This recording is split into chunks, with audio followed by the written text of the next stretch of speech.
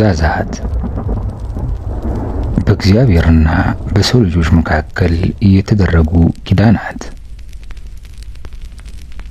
እነዚህ 10ቱ ትእዛዛት ለቀደምት አበው የተሰጡ ቢሆኑም ከእኛ በፊት የነበሩት እንዳደረጉት ሁሉ በዚህ ዘመን የምንገኝ ክርስቲያኖችም አምላካችን ኢየሱስ ክርስቶስና ደቀ መዛሙርቱ ካስተማሩት የክርስትና ትምህርት ጋር በማጣመርና በማዋሃድ እንድንመራባቸው እንድንጠቀምባቸው የተደነገጉ ናቸው። ከሁሉ አስቀድሞ ደግሞ 10ቱ ትእዛዛት በእግዚአብሔርና በሰው መካከል የተደረጉ ኪዳናት መሆናቸውን ማስተዋል ይገባል። ነቢየ እግዚአብሔር ሙሴ ይህንኑ ለሕዝቡ ሲናገር 10ቱን ትእዛዛት በመጥቀስ አምላካችን እግዚአብሔር በኮሬብ ከእኛ ጋር ቃል ኪዳን አደረገ። እግዚአብሔር ዛሬ በዚህ በሕይወት ካለነው ከእኛ ከሁላችን ጋር እንጂ ከአባቶቻችን ጋር ብቻ ይህችን ቃል ኪዳን አላደረገም በማለት አስገንዝቧል። ዘዳግም 5 ከቁጥር 2 እስከ 3። ይህም እነዚህ ኪዳናት በየዘመኑ የነበሩትንና አሁንም ያሉትን ሕዝብ እግዚአብሔር ሁሉ የሚመለከቱ መሆናቸውን የሚያስረዳ ነው። እነዚህ ኪዳናትም በጽላተ ሕጉ የተጻፉ ናቸው። ዘዳግም 5 ከቁጥር 22። እነዚህ 10ቱ ትእዛዛት የተቀረጹባቸው ወይም የተጻፉባቸው ጽላትም የቃል ኪዳኑ ጽላት ይባላሉ። ዘዳግም 9 ከቁጥር 11። እነዚህ 10ቱ ትእዛዛት የተጻፉበት መጽሐፍም የቃል ኪዳኑ መጽሐፍ ተብሏል። ኢሳይያስ 1 ከቁጥር 7 ላይ ይህም እግዚአብሔር ከሰው ልጆች ጋር የገባው ቃል ኪዳንን የተቀረጸባቸው ጽላት እግዚአብሔር ቃል ኪዳን የተጻፈበት መጽሐፍ ማለት ነው። ስለሆነም የእግዚአብሔር ትእዛዛት በእኛና በእርሱ መካከል እኛ እግዚአብሔር ባመለክን ጊዜ የተመሰረቱ ቃል ኪዳኖች ናቸው። አምላካችን እግዚአብሔር እነዚህን ቃል ኪዳናት ከኛ ጋር ያደረገው የእርሱን አስፈሪነት በሚገልጡ አስደንጋጭ ሁኔታዎች ነበር። እግዚአብሔር 10ቱን ትእዛዛት በሰጠ ጊዜ ተራራው ይናወጥ ነበር። የሲና ተራራ ሁሉ ይጤስ ነበር። ከነርሱም እንደ እቶን ጢስ ያለ ጢስ ይወጣ ነበር። ዘጸአት 19 ከቁጥር 16 ላይ ሐዋርያው ቅዱስ ጳውሎስም ሙሴም እጅግ እፈራለሁ እንቀጠቀጥም አለው እስኪል ድረስ የሚታየው እጅግ የሚያስፈራ ነበር በማለት ሁኔታውን ገልጦታል። ዕብራውያን 12 ከቁጥር 21 ላይ ይህም የእግዚአብሔር ትእዛዛት ምን ያህል አስፈሪና ሰዎች ሁሉ ሊያከብሯቸውና ሊፈጽሟቸው የሚገቡ መሆናቸውን የሚያስረዳ ነው። እነዚህ ትእዛዛት የተሰጡት በእግዚአብሔር ከመሆኑም በላይ በራሱ በእግዚአብሔር አንደበት የተነገሩ ናቸው። ይህ በራሱ አስፈላጊና ጠቃሚ መሆናቸውን የሚያመለክት ነው። እግዚአብሔር ለሰው ከሰጠው ነገር አንድስ እንኳ የማይጠቅም የለም። እርሱ በባህሪው ቅዱስ እንደሆነ ሁሉ የሰው ልጆችም ወደ ቅድስናው መቅደስ እንድንገባ ስለሚሻ የሚሰጠን ሁሉ ሕግም ቢሆን ትእዛዝም ቢሆን ራሳችንን ወደ እርሱ እንድናቀርብበት ነውና ጠቃሚ ነው። እርሱም ደግሞ አስቀድሞ እኔ እግዚአብሔር አምላካችሁ ቅዱስ ነኝና እናንተም ቅዱሳን ሁኑ በማለት ለሙሴ ነግሮት ነበር። ዘሌዋውያን 19 ከቁጥር 2። ስለዚህም ነው ሰውን ወደ ቅድስናው መቅደስ ለማድረስ የተሰጡ ናቸው የተባለው። እነዚህ ትእዛዛት በእግዚአብሔር ጣቶች የተጻፉ መሆናቸውና በጽላተ ሕጉ ላይ ተቀርጸው ለነቢዩ ሙሴ መሰጠታቸው አስፈላጊና ጠቃሚዎች መሆናቸውን የሚያመለክት ነው። ዘዳግም 9 ከቁጥር 10 ላይ በመጽሐፍ እንደተገለጠው ነቢዩ ሙሴ ከተራራው የተነገረውን የእግዚአብሔር ሕግ ተቀብሎ ከወረደ በኋላ ከተራራ በታች የሚያቃጥል መስዋዕት፣ የደህንነትን መስዋዕት አቅርቦ ደሙን ወስዶ በሕዝቡ ላይ ረጨው። በመቀጠልም በዚህ ቃል ሁሉ እግዚአብሔር ከእናንተ ጋር ያደረገውን የቃል ኪዳኑን ደም እነሆ በማለት መናገሩ የእነዚህን ትእዛዛት አስፈላጊነትና ጠቃሚነት በይበልጥ የሚያረጋግጥ ነው። ዘዳግም 24 ከቁጥር 4 እስከ 10 ላይ እነዚህ 10ቱ ትእዛዛት አስፈላጊና ጠቃሚ ባይሆኑ ኖሮ በፈጣሪያችን በእግዚአብሔር በወዳጁ በሙሴ እጅ ከአንድ ጊዜ በላይ በመደጋገም ባልተጻፉም ነበር። ለምሳሌ በዘጸአት 20 ከቁጥር 1 እስከ 17 እና በዘዳግም 5 ከቁጥር 6 እስከ 21 ተመዝግቦ የምናገኘው በቂ መረጃ ይሆነናል። እግዚአብሔር 2 ጊዜ ጽፏቸዋል። የመጀመሪያው ነብዩ ሙሴ በሰራቸው 2 ጽላት ላይ ሲሆን ለሁለተኛ ጊዜ ደግሞ ነብዩ ሙሴ በመጀመሪያዎቹ አይነት በድጋሚ በቀረጻቸው ጽላት ላይ ነው። ዘዳግም 10 ከቁጥር 4 እስከ 1። የእነዚህ ትእዛዛት ለሰው መሰጠት የእግዚአብሔር ቅዱስ ፈቃድም ጭምር ነው። በሌላም በኩል እነዚህ ትእዛዛት ከፈቃድ እግዚአብሔር ውጭ እንዳንሆንና ከኃጢአት እንድንድንባቸው ከጠላት ሰይጣንም እንድንጠበቅባቸው የተሰጡ የእግዚአብሔር አምላካችን ስጦታዎች ናቸው። በቅዱስ መጽሐፉም የተጻፈው ሁሉ እኛ እንድንማርበት፣ እንድንታረምበት፣ እንድንጠቀምበት ዘንድ የተጻፈ ስለሆነ እነዚህን ትእዛዛት ዓላማም ይኸው ነው። ይህ ሁሉ እንግዲህ የእነዚህ ትእዛዛት አስፈላጊነት የሚያስገነዝብ በመሆኑ እኛም ጠቃሚነታቸውን እንዲሁም እግዚአብሔር ስጦታዎች መሆናቸውን በመረዳት ራሳችንን ወደ እግዚአብሔር ለማቅረብና የእግዚአብሔር ጸጋ ገንዘብ ለማድረግ የሕይወት መመሪያዎቻችን አድርገን ልንከተላቸውና በተግባርም ልንፈጽማቸው ያስፈልጋል። በቁጥር 10 ስለመሆናቸው 10 ቁጥር የምሉዕነት ምሳሌና መግለጫ ነው። እነዚህ 10ቱ ትእዛዛትም በ10 ቁጥር መወሰናቸው ምሉዕ መሆናቸውን ማለትም ሁሉን የሚያጠቃልሉ ሕግጋትና ትእዛዛትን በውስጣቸው ያካተቱ መሆናቸውን የሚገልጥ ነው። ሕግጋትና ትእዛዛት ሁሉ በእነዚህ 10 ትእዛዛት የሚጠቃለሉ ናቸው። የቁጥራቸው በ10 መወሰን ምሉዓን ትእዛዛት መሆናቸውን የሚያስረዳ ስለመሆኑ የተወሰኑ ምሳሌዎችን እንመለከታለን። የ10ሩ ደናግል ምሳሌ ማቴዎስ 25 ከቁጥር 1። በዚህ ምሳሌ መሰረት 10 በመላው ዓለም የሚኖሩ የሰው ልጆችም የሚያመለክት ነው። ይህም የጻድቃንና የኃጥአን ሁሉ ምሳሌ ነው። ጌታቸው እስኪመጣ ድረስ ነግደውና አትርፈው እንዲጠብቁት 10 ምናን የተሰጣቸው ባሪያዎችም ቁጥራቸው ወይም ብዛታቸው 10 ነበር። ሉቃስ ወንጌል ምዕራፍ 19 ከቁጥር 13። ንግድ የተባለው ምግባር ትሩፋት ሲሆን እነዚህ 10 ባሪያዎች ደግሞ የሰው ልጆች ሁሉ ምሳሌ ናቸው። ጌታውም የእግዚአብሔር ምሳሌ ነው። የሰው ሁሉ ሲባልም የጻድቃንና የኃጥአን ሁሉ ማለት ነው። ከነዚህም 10 ባሪያዎች መካከል የፊተኛው ነግዶ ያተረፈው ጌታ ወይ ምናንህ 10 ምናን አተረፈ ብሎ ለጌታው መለሰ። በሉቃስ ወንጌል 19 ከቁጥር 17 ላይ ይህ ሰው በተሰጠው ችሎታ በሚገባ በመስራት የተሰጠውን ኃላፊነት በብቃትና በአሸናፊነት የተወጣ ፍጹም ሆኖ እናገኘዋለን። የተሰጠውን ኃላፊነት በሚገባ በመወጣቱም ከጌታው የተቀበለው ዋጋ ፍጹም ነው። ጌታውም አንተ በጎ ባሪያ፣ በጥቂት የታመንክ ስለሆንክ በ10 ከተማዎች ላይ ስልጣን ይሁንልህ ሲል ፍጹም ዋጋ ሰጥቶታል። የጠፋው ድሪም ምሳሌም 10 ቁጥር የፍጹም ነገር መግለጫ መሆኑን የሚያመለክት ነው። በወንጌል የተጠቀሰችው ሴት 10 ድሪም ነበራት። ከነበራት 10 ድሪም መካከል አንዱ ጠፋባት። ይህ ሴት የቅድስት ሥላሴ ምሳሌ ናት። ለቅድስት ሥላሴም በ10ሩ ድሪም ምሳሌ ከመቶ ነገድ መካከል አንዱ በግ አዳም የጠፋ መሆኑ የታወቀ ነው።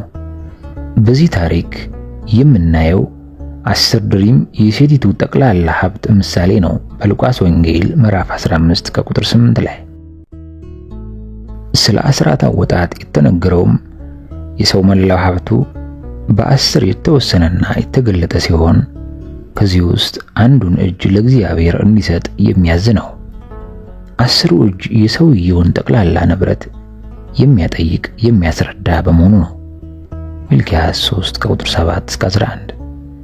በነቢዩ ዳንኤል ታሪክም ተመሳሳይ ቁጥር ተጠቅሶ እናገኛለን።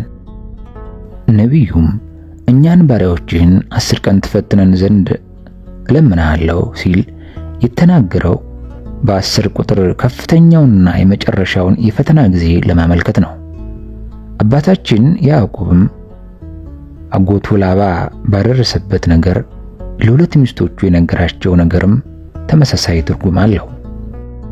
አባታችሁ ግን አታለለኝ፣ ደሞዜንም 10 ጊዜ ለወጠ ሲል እጅግ በጣም ብዙ ጊዜ ያታለለው መሆኑን ለመግለጥ ተጠቅሞበታል። ቢሆንም 10 ጊዜ በማለት ያታለለበትን ጊዜ የመጨረሻ ብዛት ገልጦበታል። ጻድቁ ኢዮብም በተመሳሳይ ቋንቋ ለሶስት ጓደኞቹ ይሄው ስትሰድቡኝ 10 ጊዜ ነው በማለት የ10ን ሙሉነት ወይም ብዙነት አመልክቷል። ኢዮብ 13 ከቁጥር 3 ላይ በመጽሐፍ ቅዱስ ውስጥ ከተጻፉት በጣም ብዙ ምሳሌዎች መካከል የ10 ቁጥርን የምሉዕነት ምልክት መሆን ለማስረዳት ከዚህ በላይ የተጠቀሱት በቂ ናቸው ብለን እናምናለን። ስለ 10 ቁጥር የተባለ ሁሉ በመቶዎችና በሺዎች ለሚነገሩ አስሮችም ሊተረጎም ይችላል። ለምሳሌ የጠፋችውን በግ ተከትሎ ስለሄደው መልካም እረኛ የተነገረው ምሳሌ ይህን ሊያስረዳ ይችላል። በዚህ ምሳሌ ውስጥም 100 በጎች የሚያመለክቱት በእግዚአብሔር የሚያምኑትን ምዕመናን ሁሉ ነው። ሉቃስ ወንጌል ምዕራፍ 15 ቁጥር 4። በወንጌል ጌታው 1000 መክሊት ያበደረው ሰው ታሪክም ይህኑ ይመስል ነው። በዚህ ምሳሌ ጌታችን ኢየሱስ ክርስቶስ ለማመልከት የፈለገው እጅግ በጣም ብዙ ኃጢአቶችን እየሰራውን ሰው ነው። ሊቁ አውግስጢኖስ የዮሐንስ ወንጌል ምዕራፍ 21 ከቁጥር 11ን በተረጎመበት ድርሳኑ 10 ቁጥር በ10ቱ ትእዛዛት የተገለጡትን የሕግጋት ሁሉ ምሳሌ ነው ብሏል። በእርግጥ 10ቱን ትእዛዛት በጥሞና ብንመረምራቸው በእያንዳንዳቸው ውስጥ ያለው ምስጢራዊ ትርጉም የተቀሩትን ሕግጋት ሁሉ የሚያጠቃልልና ሙሉ ሆኖ እናገኘዋለን። ይሁን እንጂ ሁሉም ተጠቃለው በአንድ ትእዛዝ ይካተታሉ። ይኸውም ፍቅር ነው። አባቶቻችን 10ቱን ትእዛዛት በአንዱ በፍቅር አጠቃለው ሲያበቁ አንዱን ፍቅር እግዚአብሔርና ፍቅረ ቢጽ በማለት ለሁለት ከፍለው እነዚህ 10ቱ ትእዛዛትና ሌሎችም ሕግጋት ሁሉ ከነዚህ ከሁለቱ የፍቅር ዘርፎች የማይወጡ መሆናቸውን በሚገባ አስተምረውናል። ፍቅር የሕግ ፍጻሜ ነው የተባለውም ለዚህ ነው። ሮሜ 13 ከቁጥር 10። ስለ ሁለቱ ጽላት 10ቱ ትእዛዛት ለነቢዩ ሙሴ የተሰጡት በሁለቱ ጽላት ላይ ተቀርጸው ነው። ጽላት ማለት በቁሙ ሲተረጎም ሰሌዳ ማለት ሲሆን በዚህ ትርጉሙም የእግዚአብሔር ሕግጋትና ትእዛዛት የተቀረጸበት ሰሌዳ ማለት ይሆናል። በእነዚህ ሁለት ጽላት ላይ በሁለት የተከፈሉ ትእዛዛት ተጽፎባቸዋል። እነዚህ ሁለት ክፍሎችም ሰው ከአምላኩ ከእግዚአብሔር ጋር ስላለው የአምልኮ ግንኙነት የሚያወሱትንና ሰዎች እርስ በርሳቸው ስለሚኖራቸው ግንኙነት የሚያወሱ ናቸው። እነዚህ በሁለቱ ጽላት ላይ የተቀረጹት ሕግጋትና ትእዛዛት በፍቅረ እግዚአብሔርና በፍቅረ ሰብ የሚጠቃለሉ ናቸው። አንድ ሕግ አዋቂ ጌታችን ኢየሱስ ክርስቶስን ሊፈትነው ሽቶ መምህር ሆይ ከሕግ ማንኛይቱ ትእዛዝ ታላቅ ናት ብሎ በጠየቀው ጊዜ ጌታ መልሶ ጌታ አምላክህን በፍጹም ልብህ፣ በፍጹም ነፍስህም፣ በፍጹም ሐሳብህም ውደድ፣ ታላቂቱና ፊተኛይቱ ትእዛዝ ይህች ናት አለው። ሁለተኛይቱም ይህችን ትመስላለች፣ እርሷም ባልንጀራህን እንደ ራስህ እንደ ነፍስህ ውደድ የምትለው ናት። ኦሪትና ነቢያት በእነዚህ በሁለቱ ትእዛዛት ጸኑ። በእነዚህ በሁለቱ ትእዛዛት ሕጉም ነቢያትም ተሰቅለዋል በማለት መልስ መስጠቱ ይህንኑ የሚያረጋግጥ ነው። ማቴዎስ ወንጌል ምዕራፍ 22። ይህም ደግሞ የትእዛዛት ሁሉ መጀመሪያ ፍቅረ እግዚአብሔር የሚቀጥለውም ፍቅረ ሰብ መሆኑን ግልጥ አድርጎ የሚያስረዳ ነው። በጽላቱ ላይ መጀመሪያ የተጻፉት ፍቅረ እግዚአብሔርን የሚመለከቱት ትእዛዛት መሆናቸው ወደ ሌሎች የተቀደሱ ተግባራት ሁሉ የሚመራና የሚያደርሰው እነዚህን በፍቅረ እግዚአብሔር ላይ የተመሰረቱ ትእዛዛት መፈጸም ነውና አስፈላጊነታቸውን የበለጠ ጉልህ ያደርገዋል። በሁለተኛ ደረጃ ፍቅረ ሰብን የሚመለከቱት ትእዛዛት መጻፋቸው ፍቅረ ቢጽ ከፍቅረ እግዚአብሔር የሚገኝና ተከታዩ መሆኑን የሚያመለክት ነው። ጌታችን ኢየሱስ ክርስቶስም ለደቀ መዛሙርቱ ባስተማረው ጸሎት በአቡነ ዘበሰማያት ላይ ተመሳሳይ የሆነ ቅደም ተከተልን አስተምሮናል። አባታችን ሆይ በሰማያት የምትኖር፣ ስምህ ይቀደስ፣ መንግሥትህ ትምጣ፣ ፈቃድህ በሰማይ እንደሆነች እንዲሁም በምድር ትሆን ካለ በኋላ የሚቀጥለው በሰዎች መካከል ያለውን ግንኙነት በተመለከተ የሚደረግ ጸሎት ሆኖ እናገኘዋለን። እንግዲህ እነዚህ ሁለቱ ጽላት ለሰው ልጆች መንፈሳዊ ሕይወት መሰረታዊ ጠቀሜታ ያላቸው ሕግጋተ እግዚአብሔርን፣ ፍቅረ አምላክና ፍቅረ ሰብን በየገጻቸው የያዙ መሆናቸውን በማሰብ የሚገባቸውን ክብር መስጠት ይጠበቅብናል። የሕገ እግዚአብሔር ሰሌዳዎች ናቸውና። ስለ አስታዋሽነታቸው እነዚህ ትእዛዛት ምንም እንኳ በእግዚአብሔር ጣቶች የተጻፉና በጽላቱ ላይ የተቀረጹ ቢሆኑም ከጥንት ጀምሮ ማለትም ከነቢዩ ሙሴና ከጽላቱም አስቀድሞ በተግባር የነበሩ ናቸው። ቀድሞ በነበሩባቸው ዘመናት በጽሑፍ ያልሰፈሩ በመሆናቸው የተነሳ በኋላ ዘመን በሚሰጡት የተጻፉት ትእዛዛት እንዳይለወጡና ፈጽመው እንዳይረሱ ዘወትርም እየታወሱ እንዲኖሩ እግዚአብሔር ለነቢዩ ሙሴ የሰጣቸው የቀደሙት ትእዛዛት ማስታወሻዎች ናቸው እንጂ እንግዳ ትእዛዝ አይደሉም። ለምሳሌ የሚከተሉትን እንመልከት።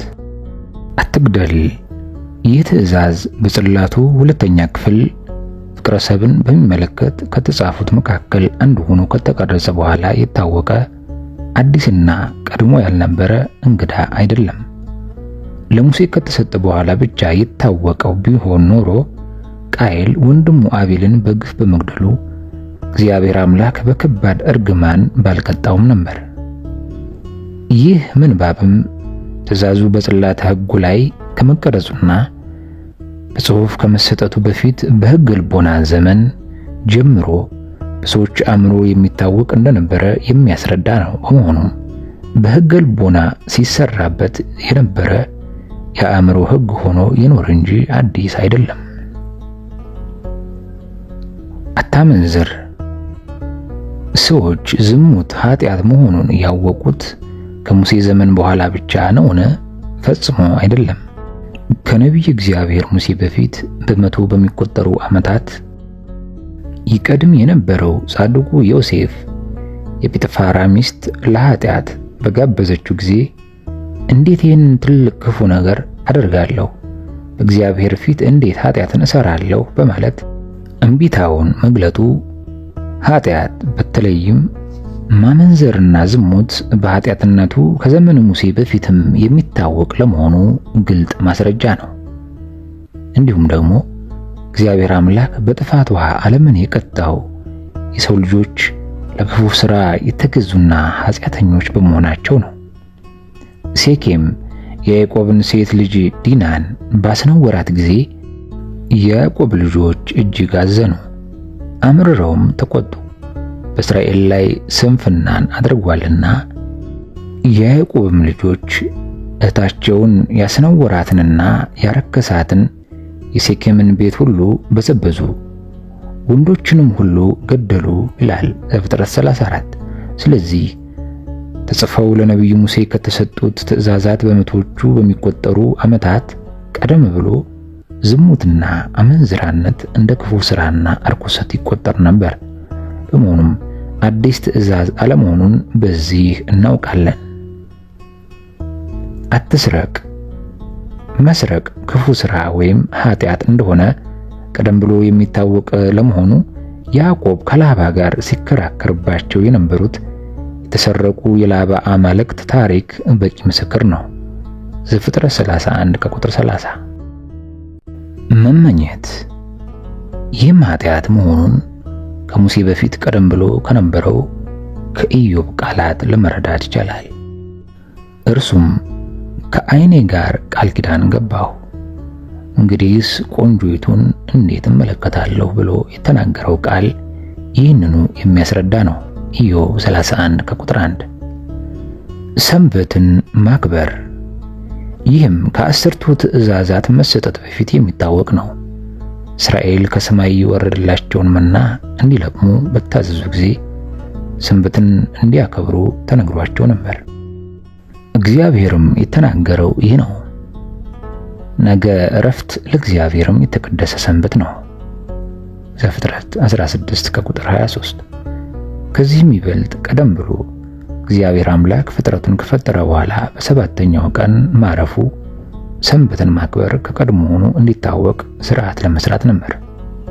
ይህም ሰንበትን ማክበር ከቀድሞ ጀምሮ ማለትም ከሙሴ በፊትም የሚታወቅ መሆኑን የሚያስረዳ ነው። ዘፍጥረት 2 ከቁጥር 2 እስከ 3። እንግዲህ አስርቱ ትእዛዛት ተጽፈውና በጽላት ተቀርጸው ከመሰጠታቸው በፊት በሰዎች አእምሮና በልቦናቸውም ተቀርጸው ይሰራባቸው የነበሩ መሆናቸውን ለማስረዳት ከላይ ያቀረብናቸው ምሳሌዎች በቂ ናቸው። ዋናው ነጥብ በእግዚአብሔር ጣቶች ተጽፈውና በጽላተ ሕጉ ላይ ተቀርጸው ለነቢዩ ሙሴ የተሰጡት እነዚህ አስርቱ ትእዛዛት ቀደም ብሎ የሚታወቁና በሕገ ልቦና አባቶቻችን እየፈጸሟቸው ኖሮ ለጽድቅ የበቁባቸው መሆናቸውን ማወቅ ነው። እነዚህ በእግዚአብሔር የተናገሩና በጣቶቹ የተጻፉት በጽላት ላይም ተቀርጸው ለነቢዩ ሙሴ የተሰጡት አስርቱ ትእዛዛት በሰው ልጆችና በእግዚአብሔር መካከል የተደረገው የቃል ኪዳን ምልክቶች በመሆናቸው የተመራባቸውና ያከበራቸው በሕይወት ዘመኑም በተግባር የፈጸማቸው በረከትን የናቃቸውም የሻራቸውም ያልተመራባቸውም ሰው ደግሞ መርገምን የሚቀበልባቸው ናቸው። ስለዚህም አስርቱ ትእዛዛት በ10 ቁጥር የተወሰኑ ቢሆንም በውስጣቸው የያዙት ምስጢር እጅግ ሰፊ በመሆኑ እያንዳንዳቸውን በቅደም ተከተላቸው መሰረት መመርመርና መረዳት አስፈላጊ ነው። በመሆኑም በሚቀጥሉ ክፍሎች አስርቱን ትእዛዛት በመተንተንና ከክርስትና መሰረት እምነት አንጻር የያዙትን ጥልቅ መንፈሳዊ ምስጢር በመመርመር እግዚአብሔር አምላክ በእነርሱ አማካኝነት እንድንሰራ ያዘዘውንና የከለከለውን በሚገባ አውቀን እንድንጠቀም ዘንድ በሰፊው እንማራለን። ውድ የምክረ ቅዱሳን ቤተሰቦች፣ ይህ መንፈሳዊ ምክር በልቦናችን ውስጥ ገብቶ የእግዚአብሔርን ሕግና ሥርዓት እንመረምር ዘንድ ለፈቀደልን ለልዑል እግዚአብሔር ምስጋና ይሁን። በቀጣይ እያንዳንዱን ትእዛዛት በክፍል በክፍል በመተንተንና እንዴት ማክበር እንዳለብን እናያለን። ይህንን መንፈሳዊ ምክር እንድንሰማ ለፈቀደልን ለልዑል እግዚአብሔር ምስጋና ይሁን። የሰማነውንም በልቦናችን ያሳድርብን። አሜን።